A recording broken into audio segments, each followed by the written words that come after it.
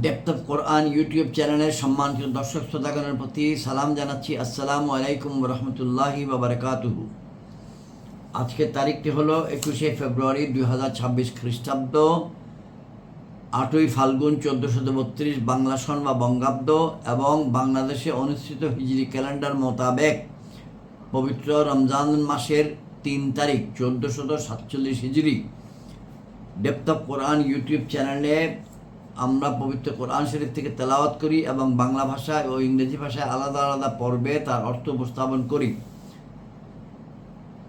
আজকে সেই ধারাবাহিকতায় 182তম পর্ব উপস্থাপন করব। 183তম পর্ব উপস্থাপন করব ইনশাআল্লাহ। এবং এই পর্বে আমরা পবিত্র কোরআনের 24তম সূরা নূর বা সূরা আন-নূর এর 32 থেকে 34 মাত্র 3টি আয়াত তেলাওয়াত করব এবং এর অর্থ উপস্থাপন করব ইনশাআল্লাহ।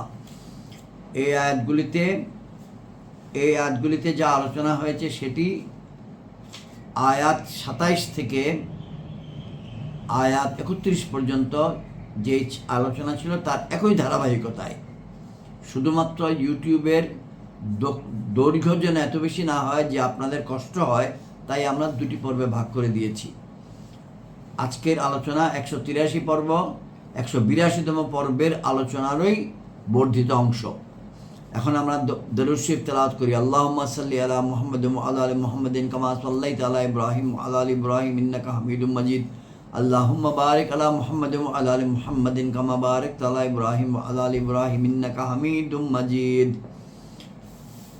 আউযু বিল্লাহি মিনাশ শাইতানির রাজীম। বিসমিল্লাহির রহমানির রহিম।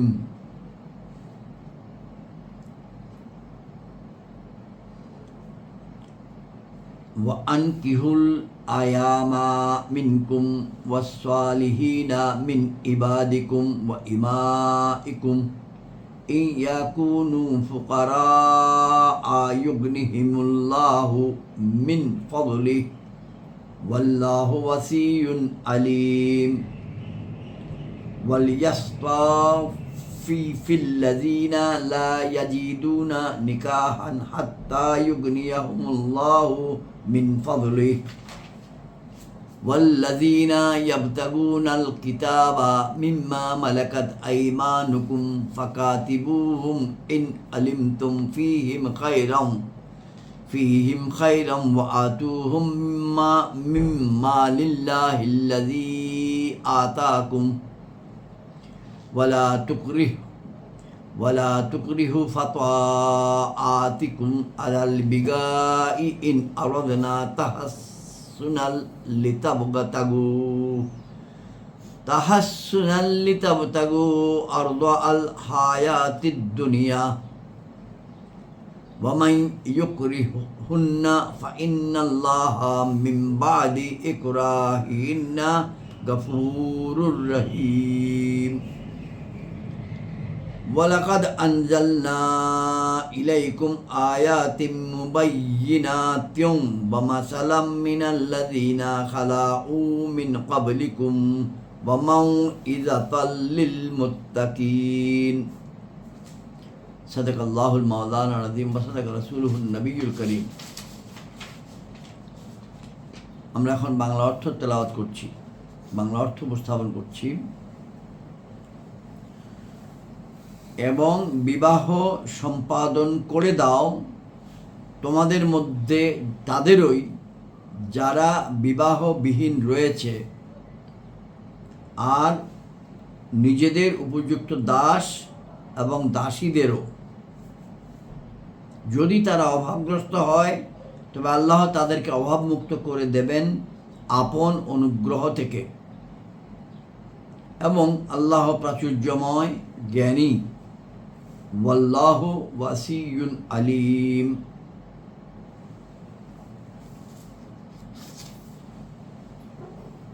টিকা 76, 77, 78, 79।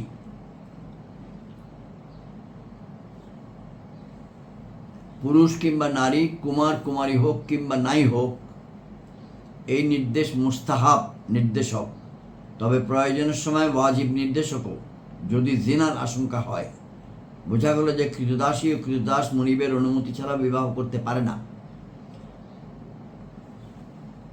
যারা বিয়ের উপযোগী হয় অর্থাৎ আর নিজেদের উপযুক্ত দাস ও দাসীদের যারা বিয়ের উপযুক্ত হয় অথবা সৎ ও নেককার হয়, অনুপযুক্তদেরকে বিয়ে দিও না, যারা তোমাদের ও নিজেদের স্ত্রীদের বিরক্ত করবে। যদি তারা, এবং পরের টিকায় আছে, এই থেকে বোঝা গেল যে আব্দ এর সম্পর্ক আল্লাহ ব্যতীত অন্যের প্রতি করা যেতে পারে, তখন আব্দের অর্থ হবে খাদিম। সুতরাং আব্দুল নবী বা আব্দুর রসুল বলা যাবে। হাদিস শরীফে এর নিষেধ তানজিহি, যেমন আঙ্গুরকে করম বলতে নিষেধ করা হয়েছে। হযরত ইবনে ওমর রাদিয়াল্লাহু আনহু বলেছেন, আমি হুজুরের আব্দ ও খাদেম ছিলাম। কুনতু আনা আবদাহু ওয়া খাদেমাহু। এবং টিকা ৭৯-তে আছে, এই থেকে বোঝা গেল যে কখনো বিয়ে ধনী হবার কারণ হয়ে যায়। এর কারণে আল্লাহ তাআলা গরিব লোককে ধনী করে দেন, স্ত্রী সৌভাগ্যবতী হয়ে যায়। আয়াত ৩৩-এর বাংলা অনুবাদ। এবং তারা যেন সংযত থাকে, যারা বিবাহের সামর্থ্য রাখে না, এই পর্যন্ত যে আল্লাহ আপন অনুগ্রহে তাদেরকে সামর্থ্যবান করে দেবেন। আর তোমাদের হাতের মালিকানাধীন দাস দাসীদের মধ্য থেকে যারা এটা চায় যে কিছু অর্থ রোজগারের শর্তের ভিত্তিতে তাদেরকে মুক্ত করে লিখে দাও, তবে লিখে দিও, যদি তাদের মধ্যে কোনো মঙ্গল জানতে পারো, এবং এই কথার উপর তাদেরকে সাহায্য করো আল্লাহর ওই সম্পদ থেকে যা তোমাদেরকে প্রদান করেছেন। এবং তোমাদের পার্থিব জীবনের কিছু ধন সম্পদের লালসায় নিজেদের দাস দাসীদেরকে ব্যভিচার করতে বাধ্য করো না। তোমাদের পার্থিব জীবনের কিছু ধন সম্পদের লালসায় নিজেদের দাস দাসীদেরকে ব্যভিচার করতে বাধ্য করিও না, যখন তারা সতীত্ব রক্ষা করতে চায়। আর যে ব্যক্তি তাদেরকে বাধ্য করবে, তবে তাদের উপর জবরদস্তির পর আল্লাহ তো ক্ষমাশীল, দয়ালু।